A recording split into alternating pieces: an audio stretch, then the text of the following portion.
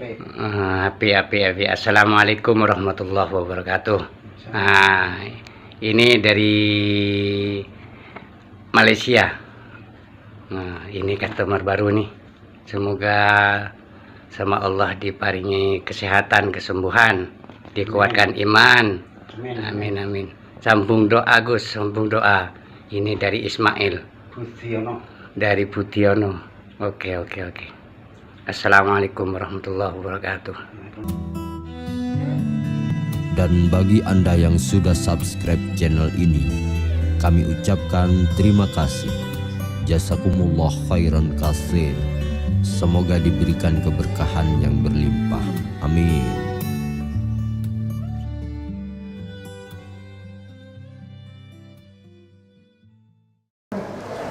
Ibu bapak yang insya Allah dirahmati Allah, hari ini ke-14, kalau dihitung tahunnya itu sekitar 2 tahunan ya, dan insya Allah tetap berlangsung walaupun mungkin sendirian. Jadi saya pernah sendirian yang kemarin edisi ke-13, katanya di situ di Kepung Bani Serbet begitu ya, saya tetap hadir karena kalau saya tidak datang orang akan mengatakan bahwa Ngaji Segoro ini penakut ya. Kalau kita Izul Islam wal Muslimin ya, iskariman musjahidan, nah itu rezeki tertinggi itu kan ketika seseorang dalam posisi mati syahid ya. Tapi pertanyaannya, apakah semua yang hadir di sini ini siap untuk mati syahid? Siap. Faktanya tidak. Anda untuk lapor polisi saja takut kok. Saya udah ngukur kekuatannya antum semua. Jadi jujur, pergerakan saya meskipun saya advokat, tetapi saya mungkin sedikit advokat yang pernah datang ke Poso, ke Ambon di saat konflik. Saya pernah datang ke Kampung Morowali ya, kemudian saya ke Kebun Cengkeh, saya datang di mana Brimob itu tidak ada yang berani masuk, namanya kuda mati. Saya datang di situ naik sampan motor tempel itu dan dikawal oleh laskar. Jadi jujur ya, selama saya mengabdi sebagai advokat lebih kurang 30 tahun, yang setia menemani ngawal mobil saya, bahkan mempertaruhkan nyawanya itu laskar jihad. Ya. Kemarin saya mencoba, saya bikin vlog, saya bikin podcast dengan teman-teman saya, kasus dalang adiknya Anom Suroto, ya. Dan Warseno Sleng, saya juga sudah membuat, itu sudah saya pilihkan. Ayo teman Jogja, karena lokasinya ini di Jogja, kelompoknya pakai jihad, tapi suruh lapor polisi juga takut. Maka apa yang mau saya banggakan gitu ya. Jadi kalau Anda ketemu saya hari ini, Anda harus berubah ya. Kalau jangan perjuangan itu hanya WA, di WhatsApp, misuh-misuh. Kamu nggak ketemu lawan kamu ketemunya di media sosial, di YouTube, di Facebook, di Instagram, di Twitter. Kalau perjuangannya cuma ada nge-share, maki-maki, kamu lawannya siapa? Orang kamu nggak ketemu lawan. Kalau mau jadi pejuang bener ya datang ke pengajian ini, berani berkomentar di YouTube ya, itu baru Anda berjuang. Dan tidak akan ada perubahan apapun. Hari ini kita mendengar putusan pengadilan ya. Baru kali ini mungkin di dalam sejarah peradilan Indonesia ada orang dinyatakan bersalah, terbukti membunuh, tetapi tidak dihukum, alasannya bela diri ya. Terus bagaimana solusinya? Apakah Anda ngomentari di WhatsApp, dipindah WhatsApp sana, wah dipisu-pisu polisi nih, yang nggak nyampe, dipisu-pisui hakimnya nggak nyampe. Anda bikin pendapat kamu itu dalam bentuk yang nge-vlog seperti ini, hadir di pengajian, nge-like, subscribe. Itu perjuangan kita ya. Kadang-kadang dalam situasi tertentu, saya itu sebagai manusia juga jengah seperti Anda, bosen begitu loh. Karena itu saja ya. Tetapi saya berpikir karena memang manusia itu diciptakan sebaik-baik makhluk dan menyeru kepada kebaikan, ya itu saja misi saya. Walaupun sebenarnya juga kok nggak ada perubahan kualitas pengajiannya ya. Jadi nanti saya akan mengadakan satu training advokasi yang pesertanya tidak saya pilih pesertanya saya pilih dan saya batasi orang-orang yang memang berani berurusan dengan polisi dan pengadilan. Ya. Iya, saya tidak akan, wah saya daftar Pak, iya pret, banyak itu, ada orang kelompok ini, kelompok itu, giliran urusan polisi takut, jadi saksi takut. Tahu nggak? Fakta kenapa mereka dihukum bebas itu karena nggak ada saksi. Saksinya yang bunuh polisi dan sudah ngakui polisi, saksinya polisi. Itu kalau bikin jus namanya jeruk dicampur jeruk, ya rasanya jeruk, betul kan? Maka harus ada keberanian di kalangan muslimin. Baru sering-sering kurungu di WA, pengajian ini mau didatangi, mau dibubarkan, saya hadir. Dan saya hanya ditemani kakak saya perempuan, kakak saya pas. Kebetulan Mbak Ima hari ini tidak datang. Tadi dia minta saya tidak baca karena WA saya terlalu banyak.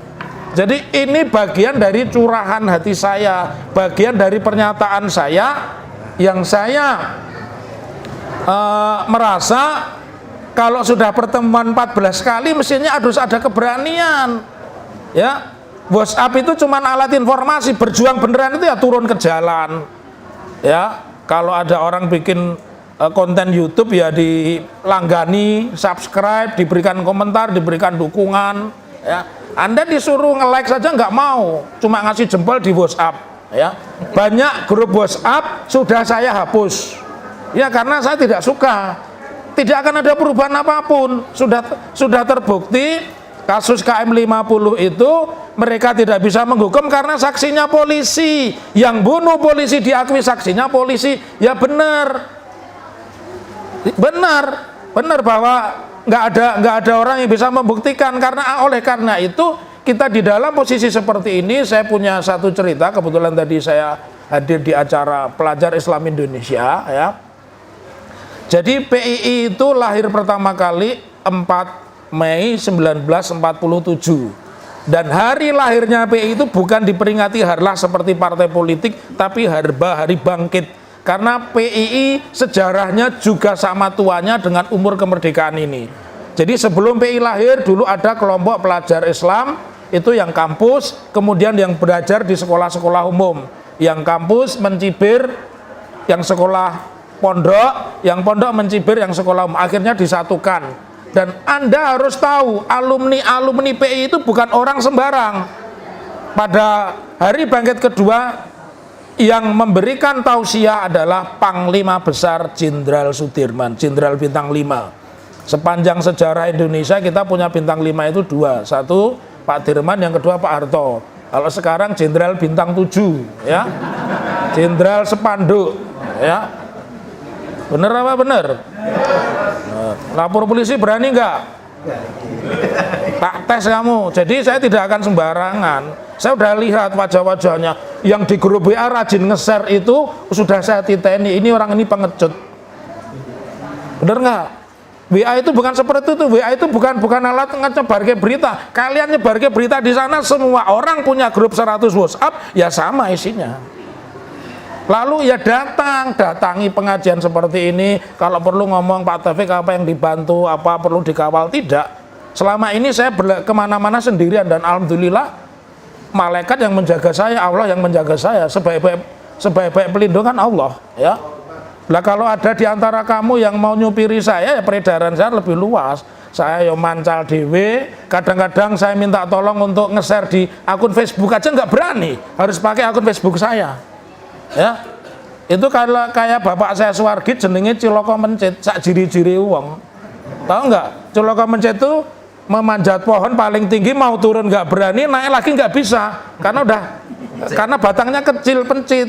Apa nasib muslimin seperti itu? Ini saya lihat, ya. Pada kejadian 13 Januari 1965, ini mirip yang sekarang pada saat ini. Apa yang terjadi?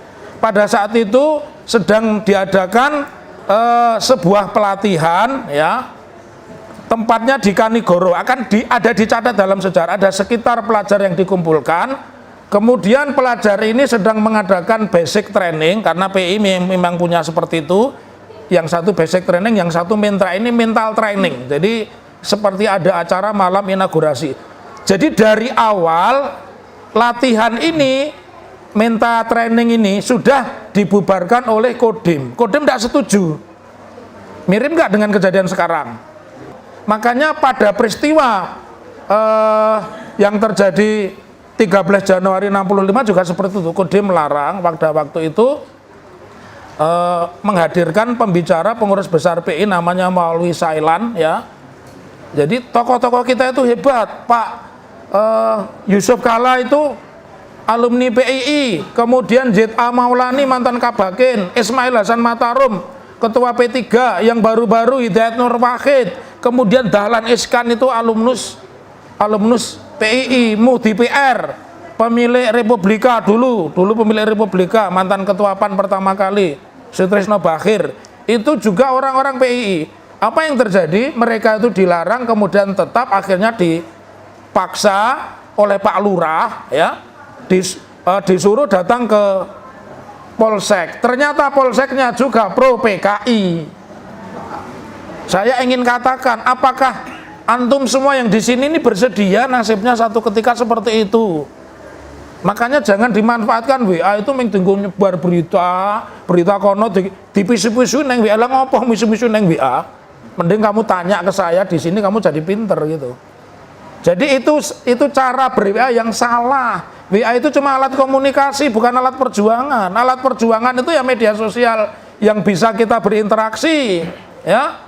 Ada buzzer bikin video, lawan bikin video, karena tidak mungkin dilaporkan polisi ditindaklanjuti. Laras mboten, Gus? Iya. Ya.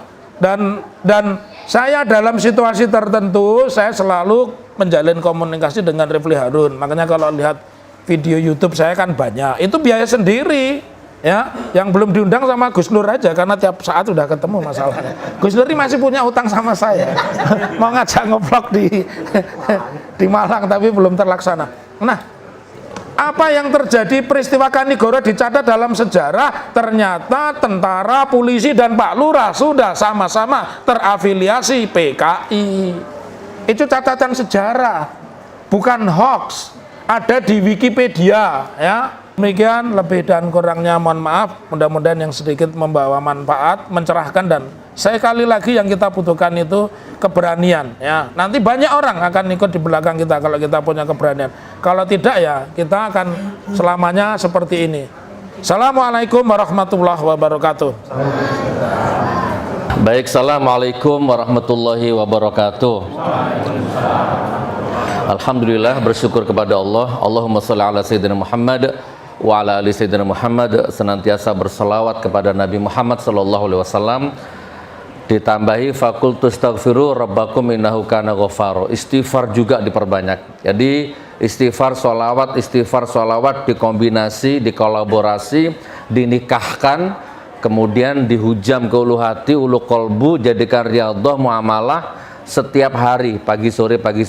Di dalam sholat sudah ada, nah, tapi di luar sholat juga, insya Allah apapun masalah hidup jenengan, ekonomi, budaya, politik, semua Allah kasih solusinya dengan istighfar tadi itu dan sholawat. Innallaha wa malaikatahu yusholluna 'alan nabi ya ayyuhalladzina amanu shollu 'alaihi wa sallimu taslima. Ada perintahnya, ya, ada perintahnya bersolawat. Baik, saya percepat seremonialnya. Ada Pak Taufik, ahli hukum. Jadi ngaji Segoro ini ngaji yang vertikal iya, horizontal iya, oval iya, spiral iya, sakarpe, bebas. Jadi cerdas tanpa batas, menembus batas. Yang penting tidak batas syariat. Nek batas syariat mentok, nyerah. Tapi selain syariat, lawan. Yang penting benar. Betul. Anda nggak akan lihat berapa kali nih 212 apalagi nih, banyak demo-demo yang tidak saya ikuti. Niat budal aku nih. Begitu mau berangkat ada di WhatsApp demo super damai. Wes akhirnya gak sido budal. Aku lek kerungu kata-kata damai mules wetengku. Pak. Kami Gus. Ya. Aku sudah nggak bisa. Kemunafikan kok damai dengan kemunafikan, damai dengan pembodohan, pengkhianatan kok damai. Aku ikut demo kalau nggak damai, baru aku ikut. gitu ya. Ya, betul. Damai itu kan nggak bisa untuk seperti ini kok damai. Piye coba? Nah, nanti ya ada Pak Taufik, ada Ustadz Wahyu. Nah, ini luar biasa. Terus di sebelahnya ada Kanjeng Senopati ya. Insya Allah yang Solo kenal nggih. Kalau di Jogja itu Hamengkubuwono gitu mungkin ya. Kalau di Solo itu Pakubuwono. Nah, beliau adalah Pakubuwono, Pakubumine Solo. Cucunya Pakubuwono 10. Cucu Pakubuwono 10. Nanti kita minta pendapat beliau tentang Pakubumi Solo ki piye, kapan hurke no ya. Subhanallah, nggih. Bon, nih aku tak ngomentari beberapa kejadian ya. Jadi bener tuh Pak Taufik, coba lihat. Nekat tapi terarah, terukur gitu ya. Ada ancaman mau digeruduk sama siapa, datang. Saya bukan nggak datang Pak, saya sudah datang Pak. Acaranya Minggu, Sabtu sudah di Solo saya. Safar dari Purbalingga itu. Cuman tiba-tiba terus ngedrop, ya sudahlah. Izin baru saya pamit. Di Purbalingga itu pun saya sudah, kalau Gus Nur berani masuk ke Purbalingga, jangan salahkan kalau pulang nyawa. Ngono Pak ancamannya. Nggak sampai ke Purbalingga, nyampe ke Wonosobo aja berarti Gus Nur hebat. Jadi akan digeruduk berapa ratus ribu gitulah ya, pasukan-pasukan Dajjal laknatullah itu kan. Lah wong musafir, pejuang keluarga, pekerja keras, niate dakwah kok diancam ngono ya gak wedi no Pak. Kecuali saya narkoba, maling, kriminal, ya kan, asusila, takut. Lah apa alasan? Nggak punya hujah, nggak punya alasan untuk takut. Lu jual gue beli. Borong kulak pisan gitu kan. Gitu saudaraku. Berangkat saya ke Purbalingga itu, alhamdulillah Wonosobo. Di Wonosobo saya ngevlog, bikin konten, nggak ada. Yang katanya mau ngadang itu nggak ada. Coba lihat di YouTube saya itu. Sampai ke Purbalingga aman. Setir sendiri sama supir. Nggak bawa pistol, nggak bawa pisau, nggak bawa apa, insya Allah. Sholawat istighfar, bismillah, insya Allah. Allah akan kirim pasukannya maksudnya. Jadi Purbalingga sudah siap, orang-orang yang siap mati demi saya. Di Purbalingga, di Wonosobo. Baru ke sini, tidur di hotel semalam, ngedrop. Wes Pak Taufik isin dewe. Ora teko. Akhirnya diisi sendiri. Kemarin di Sumeneb juga gitu kan, Sumeneb membara, menolak Gus Nur. Nggak bisa Pak, kita haram kalau takut untuk urusan seperti itu, haram hukumnya, nggak boleh Pak. Jadi monggo, mumpung Solo ada Pak Taufik nih, ditambah Ustadz Wahyu, ditambah Kanjeng Senopati, monggo, sampean mau takut mati, berani mati, silahkan pilih mati takut apa mati berani. Tapi kalau jenengan sudah masuk segoro ini, wani lah. Tak kasih pilihan, wani. Sama ndak punya alasan untuk takut. Saya kalau berujah takut, mungkin saya lebih pantas Pak. Lebih mending aku mikir zona nyaman, ekonomi jalan, sistem jalan. Ibarat kata nggak kerja seminggu sebulan, omset ada Pak. Tinggal wirid dikir ngapain? Ya pesantren santri ya lancar. Kalau mikiri zona nyaman. Tapi saya bersyukur kepada Allah, Allah gerakkan kolbu saya nggak mau zona nyaman itu. Oke, takbir. Nah ini saudaraku, ada beberapa yang mau saya refleksi nih. Tadi Pak Taufik sudah nyentil, termasuk bebasnya dua terdakwa yang terduga ya membunuh 6 laskar itu. Ya Allah, saya tuh emosi Pak dari kemarin itu. Pak, mayatnya ada, korbannya ada, jenazahnya ada, 6 orang, fotonya ada, videonya ada, beredar luas, ono bekas jahitane, ono bekas luka bakarnya, ada bekas luka tembaknya, keluarganya ada, fakta ada, mata ada, cetok toh. Tapi sampai detik ini terduga pembunuhnya belum tertangkap, belum dipenjara, Terduga, memang terdakwa. memang terdakwa ya. Dia diakui melakukan pembunuhan tapi dibebaskan karena bela diri. Bela diri. Terus otaknya sampai detik ini juga belum ketangkap. Otaknya baru ngurusin minyak goreng. Saya cuma mancing supaya yang ngomong bukan sampean sing liyane ngono lho. Coba sekarang besok saman tester, besok bikin spanduk KM50 gitu yang gede, pasang di mana? Saya yakin pasti akan ada polisi yang berusaha nurunkan itu nanti. Mbok polisi, mbok sopo. Coba logikanya di mana? Ini kasus nasional pembunuhan 6 nyawa orang. Saman pasang banner supaya dikupas tuntas, diusut tuntas, tapi ada pihak yang nurunkan itu. Gimana kira-kira logikanya? Logika hukumnya piye? Ojo-ojo terlibat orang ini. Gitu loh Pak. Saya dituduh, misalkan saya dituduh PKI, Gus Nur PKI. Misalkan yang ngomong jenengan, Gus Nur PKI, karena saya punya kekuasaan, tangkap penuh itu. Berarti bener PKI kalau gitu saya. Kalau saya bukan PKI, ngapain ditangkap? Ajak debat ilmiah, monggo, simposium, seminar, terserah. Observasi, tes DNA bila perlu. Kalau ternyata tidak terbukti saya PKI, tak maafkan rakyat aja kok. Ngapain rakites kasihan? Kan gitu hidup ini Pak. Nah jadi ini hidup seperti ini. Anda jangan terus enak-enak. Mungkin sekarang anaknya orang itu yang jadi korban, besok jangan-jangan anaknya jenengan gitu loh Pak. Monggo dipikir itu. Terus ada lagi ormas menyatakan apa, memberikan dukungan apresiasi atas bebasnya 2 terdakwa itu. Ini kentir lagi nih. Itu ada bahasa tuh. Tir podo irenge, kentir podo gendenge. Tir podo irenge, kentir podo gendenge. Apa nggak diminta pertanggungjawaban itu di hadapan Allah itu? Walaupun cuma pendapat. Gitu loh. Gus Nur, gimana pendapatmu? Dokter Sunardi, pendapatku beliau orang baik, aku bersaksi. Ini dicatat oleh Allah ini. Besok diminta pertanggungjawaban.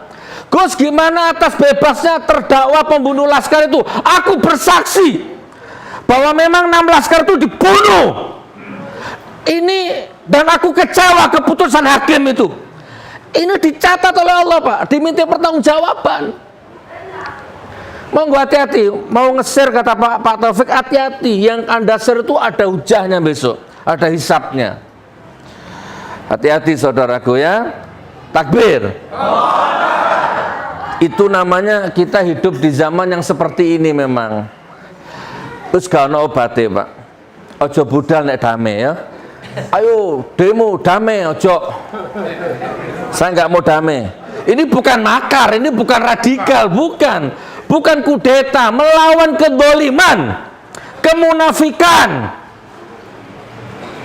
Gitu loh saudaraku. Terus nanti radikal, kudeta, bukan saudaraku. Ini jangan-jangan ada intel di sini ini, nggih. Tak dongakno muga-muga jenengan husnul khotimah nggih, Pak Intel nggih. Barakallah. Siji. Jadi saya bersaksi ya Allah bahwa saya kecewa atas keputusan hakim itu. Dan saya justru kasihan sama 2 terdakwanya itu. Kan dia punya anak, punya istri. Ya apa nggak ngeri hidupnya itu. Kalau saya seandainya jadi dia dan saya bersalah, saya lebih baik mengakui di penjara, beres. Gentle, ya saya bunuh. Kan gitu aja. Tapi kan masalahnya nggak mungkin karena golongan munafik pengecut nggak mungkin ya. Lain sama kita ini ya. Barakallah, takbir. Apalagi tadi yang kedua, apa mana? Ada 6 saudaraku. Megawati minyak goreng, tadi sudah ya. Jadi minyak goreng langka, lagi-lagi apa? Lagi-lagi ketua partai atau pejabat publik atau apalah ngomong saenak-enak, ngomongnya tuh bukan pakai bahasa rakyat. Bukan masalah ngerebusnya, ngerebus itu rakyat nggak usah diajari Pak. Masalahnya ini ada mafianya, ya, ada garongnya, ada koruptornya, itu masalahnya. Sama dengan dulu Pak, lek gak kuat mangan diet kan gitu ya, lek nggak kuat beli cabe nandur sendiri kan gitu, kalau nggak kuat beli token listrik cabut meterane kan gitu. Kita hidup di rezim seperti itu Pak. Ngomong di depan saya tak buka meterane tak sampluk nang raine, sumpah. Gitu saudaraku, ini berpikir radikal tapi sehat, nggak bisa diajak kompromi seperti itu. Dah, tapi nggak apa-apa. Ini justru menunjukkan bahwa makar Allah sedang berjalan. Wa idzam kuru bikal ladzina kafaru liyusbituka aw yaqtuluka aw yukhrijuk wa yamkuruna wa yamkurullah wallahu khairul makirin. Orang kafir selalu merancang tipu daya, selalu berusaha menangkapmu, memenjarakanmu, membunuhmu, bahkan mengusirmu. Mereka terus merancang tipu muslihat, tapi Allah sebaik-baik pembalas pembatal tipu muslihat. Dibatalkan terus sama Allah Pak. Pun, jadi nggak usah dimasukkan hati, kita maklumi saja. Lek jari Cak Nun, ojo salahno Mbak Mega itu gak apa-apa. Sekolah ra tahun gitu kan, nggak pernah jadi orang kecil, jadi nggak usah disalahkan. Tunggu tiba masanya juga selesai sendiri nanti insya Allah ya. Terus apa nih? Tadi sudah ya Pak Taufik, staf sus nikah beda agama. Ya, itu sengaja di blow up. Nah, jadi kita hidup di rezim klenik, rezim tahayul, rezim nista agama. Mau damai sampean? Nggak bisa Pak. Hukumnya haram. Nikah beda agama hukumnya zina. Titik. Nas. Nggak ada lagi toleransi di situ. Dan kalau bicara secara apa jenenge hukum sunatullah mungkin nggak lama pegatan. Ya, yakin itu. Nggak doakan, cuman kan saya bicara sunatullah. Kalau masukkan tanganmu ke api kebakar itu sunatullah, masukkan ke air basah. Nikah beda agama yo cerai ngono wae. Nggak lama. Jadi diagung-agungkan sama buzzer nanti cerai. Terus pawang hujan gimana? Mandalika ya. Gimana Gus Nur hukumnya pawang hujan? Kalau sama ini kan masjid, ini otoritas pengajian segoro, saya nggak menebar kebencian, bukan sok suci. Cuman ini apa namanya? Ya pengajian, dan saya ngomong di depan orang Islam, nggak ada orang Kristennya, nggak ada orang non Muslimnya kan? Ya, maka gimana hukumnya Gus pawang hujan? Hukumnya haram.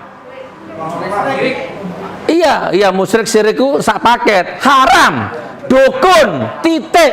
Kata-kata dukun itu sudah dinas di Quran Pak.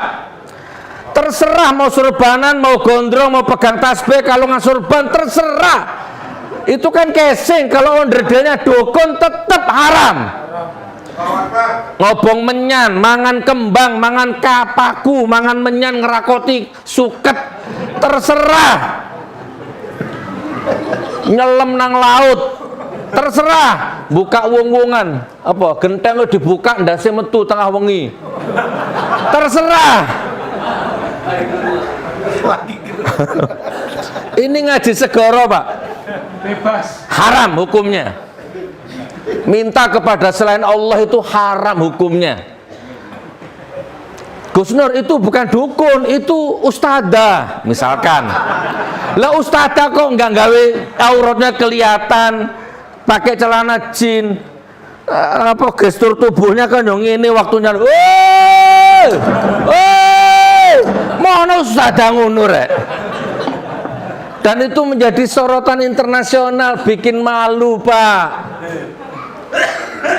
Ini kalau sudah salah, curang, dolim, ya ini hasilnya. Apa nggak ada ustadz? Banyak Pak ustadz yang bisa minta doa kepada Allah, hujannya ditunda dulu, ada Pak kalau mau. Dan nggak perlu disyuting, sembunyikan ustadznya, dan nggak mungkin mau ustadznya disyuting. Siapkan ruangan khusus, berdoa tanpa diliput kamera, ya Allah tunda hujannya.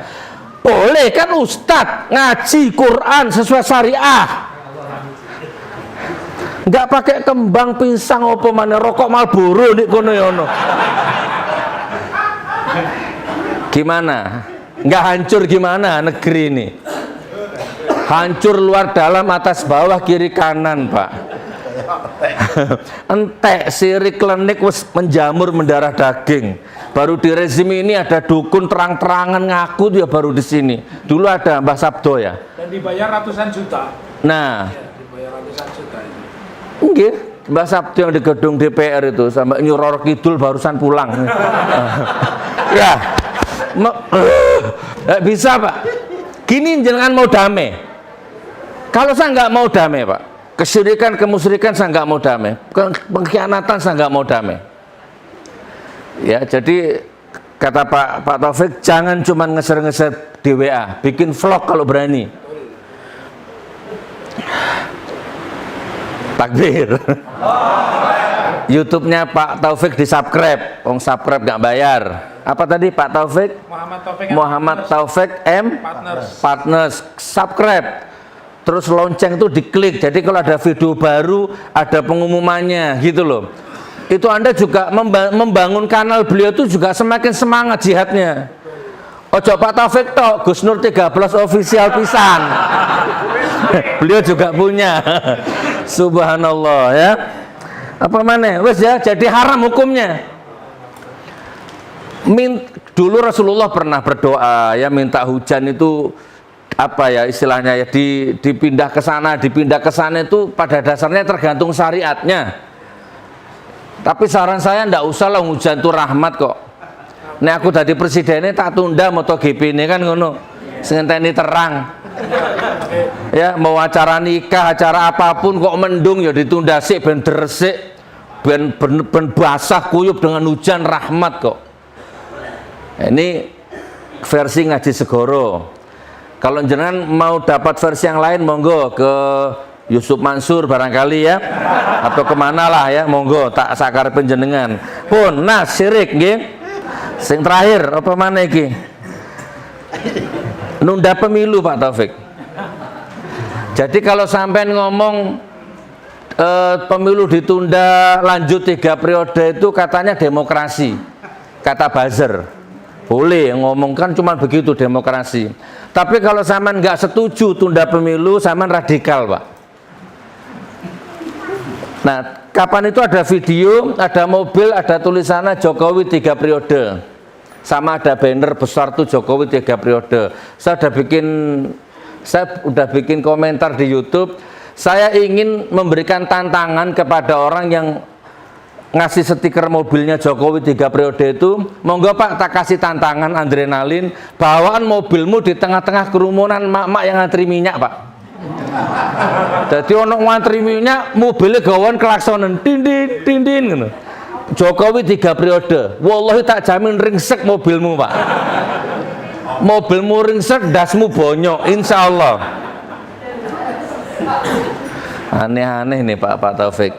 Setuju 3 periode? Setuju ditunda 2 tahun 3 tahun setuju.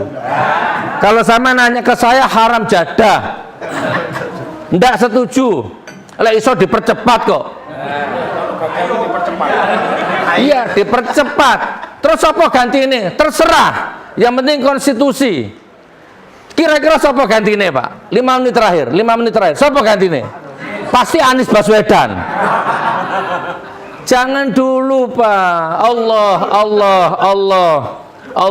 Ojo Gus Nur. Ya Allah, lek Gus Nur bahaya Pak. Allah gitu loh Pak.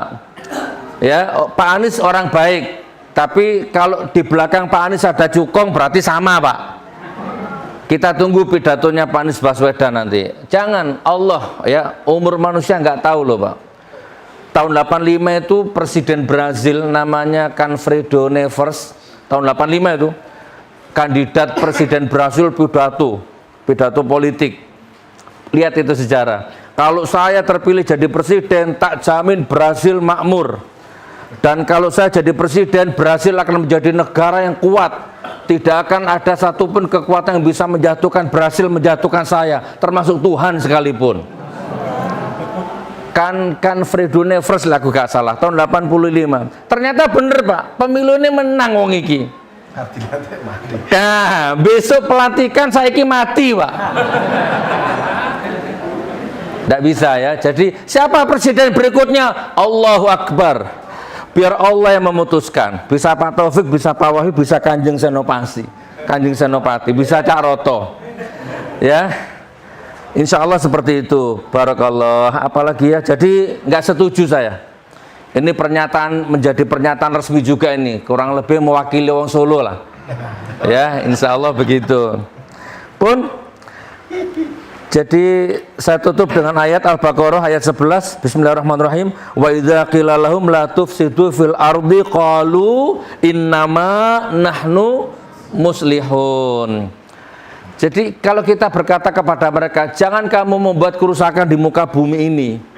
Mereka menjawab, aku tidak membuat kerusakan kok. Justru aku berbuat baik. Nah, itu cermin dari rezim ini, Pak. Ala innahum humul mufsiduna walakil la yas'urun. 11-12 nanti dibawa pulang.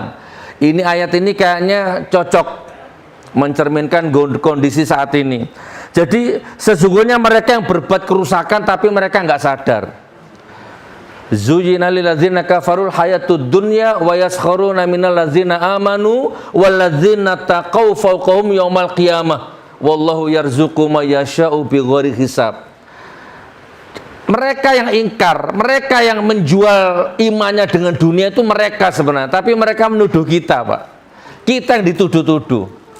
Nggak apa-apa, insya Allah yang terakhir, wa idza aradna an nuhlika qaryatan amarna mutrafiha fafasaku fiha fahaqqa 'alaihal qawlu fadammarnaha tadmira. Allah semua berfirman itu. Kalau aku akan hancurkan satu negeri, aku perintahkan orang berwenang di negeri itu mentaati perintahku, berlaku adil. Lek di Jabarno iku sing gede ngayomi sing cilik, ya pejabat ngayomi rakyat. Tapi sayang mereka justru lebih mengutamakan nafsu nih, kekafiran nih, kekufuran nih. Maka berlaku ketentuanku, aku hancurkan negeri itu sehancur-hancurnya. Pun yang terakhir ya statementnya. Jadi gini, Pak, saya bukan nakut-nakuti, ini sunatullah. Bencana demi bencana tidak akan berhenti, gitu nggih? Yakin nggih? Bencana demi bencana tidak akan berhenti. Bencana sosial, bencana akhlak, bencana hukum, bencana alam. Terus ini tidak akan berhenti. Makanya solusinya untuk sementara ini sholawat, istighfar sambil nunggu komando dari Pak Taufik. Takbir. Assalamualaikum warahmatullahi wabarakatuh. Alhamdulillah. Bismillah, assalamualaikum warahmatullahi wabarakatuh. Alhamdulillahi rabbil alamin, nahmadu wa nasta'inu wa ala umri dunya waddin.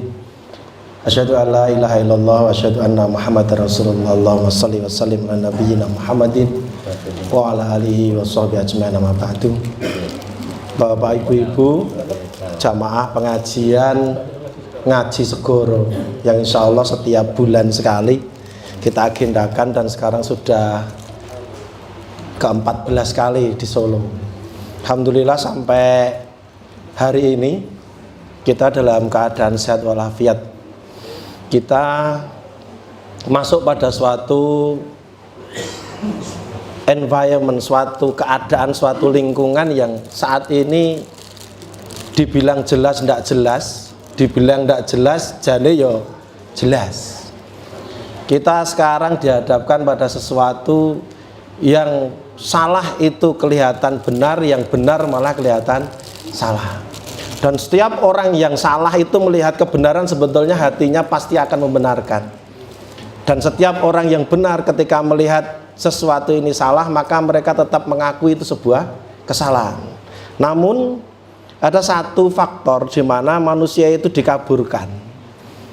Salah satunya yang disebutkan Pak Taufik tadi, yaitu faktor medsos. Ketika banyak orang itu tahu ini salah, sekelas event internasional pakai tutuk-tutuk, pakai kembang, pakai kemudian lari-lari, joget-joget, itu yang nonton sedunia. Mungkin orang di sana itu juga mikir, orang itu ngapain sendirian di sirkuit, katanya pawang hujan, malah hujannya tambah lebat. Kemudian salah satu pembalapnya sebelum ikut kualifikasi meletre sih, joget-joget sih, ngeledak. Digone Gus marah itu jarine ra duwe BPJS. Saya hanya baca di medsos itu. Jadi kita ini paham kayak gini ini mesti salah. Tetapi ternyata lingkungannya berkata lain. Tidak ada satupun orang yang mengcounter, tidak ada suatu orang yang menjelaskan, bahkan mungkin malah banyak orang yang menikmati. Sehingga itu akan dianggap sebagai sebuah kebiasaan, sebuah kebolehan. Dan ini memang terjadi, dan kalau saya begini ini senang. Kenapa? Kalau Pak Taufik tadi menggambarkan situasi ini seperti situasi mau meletusnya PKI. Kemudian Gus Nur menggambarkan ruwete ngantuk ra kena didandani gitu kan. Kalau saya senang, Pak. Kenapa? Segala sesuatu di dunia ini pasti akan sampai pada puncaknya. Kebaikan juga akan sampai pada puncaknya, kedzaliman juga akan sampai pada puncaknya. Kalau sudah sampai puncaknya, pasti dia akan turun.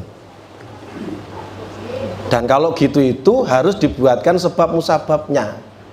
Karena Allah itu menjanjikan kepada umat ini, kepada kita, itu sebuah ayat yang luar biasa. Kalau kalimat ini kita jadikan sebagai motivasi hidup, berarti kita itu sebetulnya harus membuat sebab. Kenapa? Innallaha la yughayyiru ma biqaumin hatta yughayyiru ma bi anfusihim. Allah itu akan memberikan hasil dari sebab yang kita lakukan. Nah, makanya Pak Taufik tadi nantang-nantang, ayo sopo sing wani dididik buat apa? Diklat advokasi. Nanti kalau pas ada acaranya itu seperti apa? Itu memang yo angel, Pak. Banyak teman-teman laskar yo daftar, ning kan yo daftar. Akhirnya ketika di lapangan yo podo wae, karena memang begitu. Negeri kita, Pak, itu kalau boleh kita sampaikan, yaitu apa? Negeri yang memaklumi kebodohan dan memusuhi kecerdasan. Semua orang yang mengcounter statement Pak Menteri, statement apa namanya, keputusan ataupun apalah yang disediakan oleh pemerintah, itu orang cerdas-cerdas semuanya. Yang kemarin Mendak itu sampai punya kesimpulan ini ada yang bermain di luar. Akhirnya mafianya metu, jadi mafia minyak goreng. Ketika 14.000 hilang kabeh. Ketika diputuskan sesuai harga pasar medok kabeh. Baru kuwi terus diumumke meneh 14.000 meneh hilang meneh. Sosok diumumke harga pasar meneh ada lagi. Ini memang apa ya? Sebuah masalah yang harus kita jadikan sebagai tolak ukur persatuan kita, Pak. Kalau ada yang komen-komen, "Oh, yo bedino ki goreng toh." Lah nek karak, kerupuk dikukus. Gimana jadinya? Memang statementnya dibuat supaya kita ini kabur, Pak. Kabur dari esensi apa yang terjadi saat ini. Mungkin tujuan pokoknya itu apa? Kadang kan kita ini sudah ruwet dulu. Arep enek minyak goreng, ku enek liyane. Arep ngomong ke apa? Perpanjangan presiden, kemudian penundaan pemilu, kemudian 3 periode. Urusan ini kan sebetulnya bukan urusan apa namanya, urusan kecil, ini urusan besar yang harus melibatkan banyak faktor. Tapi ternyata itu langsung diberikan kepada masyarakat awam, yang akhirnya masyarakat awam itu mempunyai persepsi sendiri-sendiri. Dari persepsi itu pasti ada yang pro, ada yang kontra. Akhirnya sing pro ya wis neng pro, sing kontra ya neng kontra. Tinggal neng tengah iki cethetane sapa. Sekali dicethet-cetrik gayeng. Kan gitu. Dan bahasa-bahasa ini tidak bisa kita telan mentah-mentah. Ada bahasa hukum, ada bahasa sosial, ada bahasa antropologis. Kalau bahasa hukum, maka hukumnya kita itu hukum positif. Hukum positif kita itu nyeneng ke sakarep-karepe sing gawe hukum. Ya piye carane nek koncone diwangi, nek dudu koncone dibleseke. Gus Nur 9 sasi. 10. Oh, 10 bulan. 10 itu belum termasuk ongkos kamar. Oh, gitu. Ini, jadi memang apa namanya, negeri ini, kalau saya bahagia, secara personal saya bahagia dengan keadaan begini, akan terlihat betul mana yang hak, mana yang batil. Dan nanti akan ada masanya cetetane teko gitu loh Pak. Dan yakinkan pada jiwa kita, pada kolbun kita, bahwa siapapun yang berbuat dolim, sekuat apapun dia, ketika yang datang itu adalah al-haq, kebenaran, pasti dia kalah. Dan kebenaran itu untuk saat ini tidak bisa dengan fisik. Kita tidak bisa dengan fisik Pak. Kita jauh sekali. Jauh sekali. Maka kebenaran yang harus kita lakukan sekarang ini adalah taqarrub kepada Allah Subhanahu wa taala. Kadang kita lupa ketika Allah itu memberikan gambaran pasukan golongan yang kecil mengalahkan golongan yang besar, itu bukan karena fisiknya, tetapi karena apa? Karena taqarrubnya kepada Allah Subhanahu wa taala. Doanya satu orang sabar itu bisa mengeluhkan 100 orang musuhnya. Dan ini jarang kita lakukan. Kadang kita pergerakannya lebih besar tapi wiridnya sebentar. Padahal yang memenangkan itu karena wiridnya. Karena hatinya ini, kalau hatinya itu tidak sampai, mau gerak itu tidak bisa. Walaupun 1000 orang toh. Tapi kalau wiridnya, zikrullahnya itu kecil, maka pergerakan itu akan amburadul Pak. Amburadul. Dan ini menjadi kunci bagi kita umatnya Rasulullah SAW ini, yang dinyatakan oleh Rasulullah, yang dinyatakan oleh Allah, kuntum khaira ummatin. Itu kembalinya kok tidak ke sana, tetapi ke kekuatan secara fisik. Betul, dalam Quran itu banyak ayatnya. Bagaimana golongan yang sedikit mengalahkan golongan yang besar. Kita ini sedikit Pak, walaupun sekarang mungkin tambahnya ukeh banget kalau dibandingkan di TPS. Ini buahnya, tapi tetap sedikit. Yakinlah saya neng alun-alun kidul kono karo saya neng pengajian ki kebak kono Pak. Mau dikatakan bagaimanapun sana itu lebih banyak. Kenapa? Karena memang Allah itu akan menyeleksi siapa yang di hatinya itu betul-betul mengkristal keimanannya. Oleh karena itu Allah itu memberikan perangkat banyak sekali, tapi yang paling tinggi perangkat kita itu adalah fu'ada, hati nurani. Hati yang di dalamnya itu betul-betul tertaut oleh Allah Subhanahu wa taala, apapun itu pertanyaan dikembalikan kepada Allah. Sama persis Pak. Kalau jenengan nge-share WA, wah iki ngene terus miso, tambahin meneh gambar, tambahin meneh stiker dan semuanya jelek, itu ndak ada gunanya. Kenapa kok ndak ada gunanya? Musuhmu sapa? Mosok nang grupe dhewe misuh-misuh dhewe. Kan ya ora gayeng. Kita buat sebuah pergerakan itu tautannya hati dulu Pak. Saya mubeng satu kabupaten itu hampir 400-500 masjid selama hampir 12 tahun saya. Saya menyampaikan masjid itu nek ditonton kok duwite ora nek sing sugih. Tapi kalau ditonton dari hati SDM takmirnya itu duit tok itu. Masjid itu kalau ditonton gen tulisane ini kok kalah karo wong sumbangan sedina. Percaya ra jenengan? Ha iki masjid kuwi 3 sasi infake karo wong digawe sedina. Kira-kira duitnya kathah pundi, Pak? Digawe, kenapa? Ini 3 sasi 2000-an digawe pisan 50-100. Bisa dipahami nih, Pak. Tapi kalau SDM-nya yang mengurusi masjid itu kesana modelnya, bukan ngurusi masalah sini tok. Medeni, Pak. Jenengan nanti dolan di Masjid Al-Falah itu. Sragen. Enom kabeh. Gerak kabeh. Sing tua-tua mung nata, ki engko enek iki, usulamu apa? Mlakune engko kira-kira piye? Etuke duit kok ngendi? Jalan, Pak. Nek masjid ditakmire tuwek, wis njelehi. Akhir Ramadan iki wis njelehi pisan. Apalagi sebentar lagi ini. Loro-loro apa papat-papat jengkingo. Kenapa kok saya sampai marah anyel gitu? Mbok yo wong iki wis gitu loh. Loro kenek, papat-papat kenek. Manut imame, aja ngatur imam. Imame wis kon njaba, Pak, mriki kalih-kalih. Wis imam dikongkon teko cek diatur. Ngono nek kedawan dirasani, Lah ya ta, lah cilaka meneh. Makanya kita ini kan kadang wis urusane melu ngurusi. Harusnya kita itu manut imam nih malah ngatur imam. Ketoke keadaan kita ya lagi ngono kuwi. Bener itu. Dan saya sampaikan di depan, kita harus berbahagia.